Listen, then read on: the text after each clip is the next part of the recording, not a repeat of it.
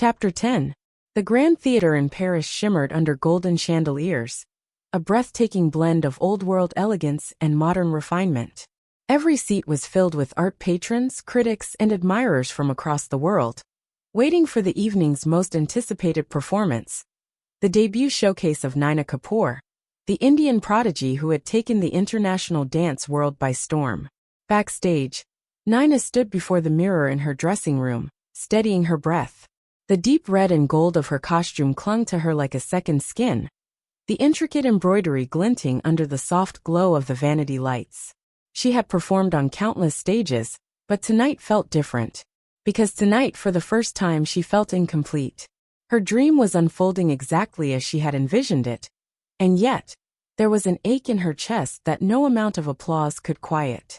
She had left Mumbai to escape the past, but the past had followed her here. And it had a name. Aditya.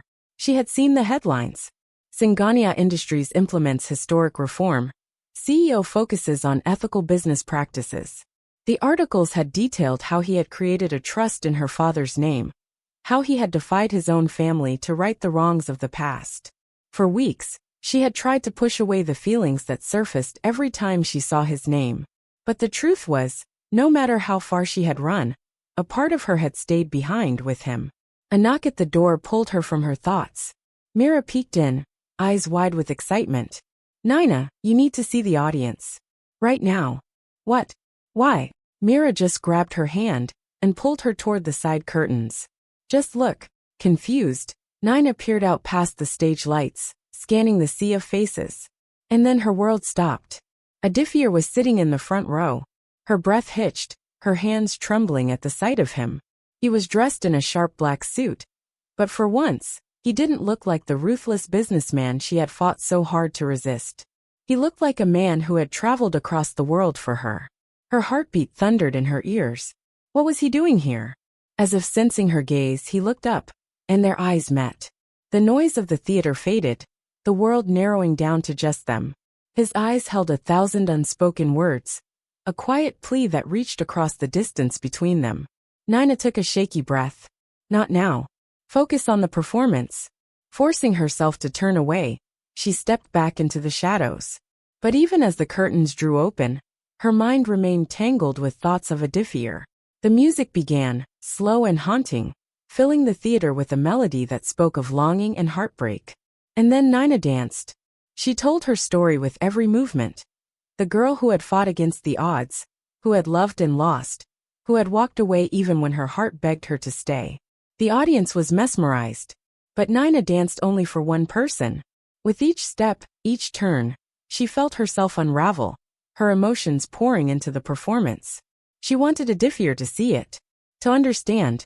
By the time the final note rang through the theater, she was breathless, her chest heaving with exertion. A beat of silence filled the space before the audience erupted into a standing ovation. Yet, even as roses were thrown onto the stage, even as the applause thundered around her, her eyes sought only one person. Aditya was gone. Her heart lurched. No, he was just here. Without thinking, she rushed off stage, barely acknowledging the congratulations thrown her way. Pushing past the backstage crew, she reached the theater's entrance and stepped outside into the cool Parisian night. And there he was, standing near the cobblestone street, hands in his pockets waiting for her. She hesitated for only a moment before walking toward him. The world around them seemed to quiet, the city fading into the background. "You came," she said, her voice barely above a whisper. Aditya's lips curved into the faintest smile. "Did you really think I wouldn't?" She swallowed, emotions crashing over her. "Why?" His eyes darkened with something deep, something raw. "Because I had to." Naina's breath trembled. "Aditya, I know what I did," he said, stepping closer. "I know I hurt you, and I don't expect you to forgive me overnight. But Naina," his voice softened, "I couldn't let you leave thinking I didn't fight for you." She looked up at him, her heart breaking and mending all at once. "You changed everything," she whispered. "For you," he admitted. "Because losing you made me realize I never want to be the man I was before."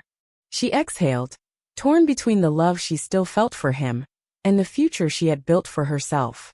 "Aditya, I don't know if I can just walk away from this life. I would never ask you to. His voice was steady, certain. I don't want you to choose between your dreams and me. I just want to be part of them. Tears burned in her eyes. What if it doesn't work? A slow smile crossed his lips. Then we'll figure it out. Together. And then, before she could think, before she could stop herself, she closed the distance between them and pressed her lips against his. It wasn't perfect. It wasn't planned. It was everything. When they finally broke apart, Aditya rested his forehead against hers. So what happens now? Naina took a deep breath, the weight of the past finally slipping away. Now, she smiled. We see where this takes us. And as the rain began to fall once more, washing away the ghosts of yesterday, they stepped forward together.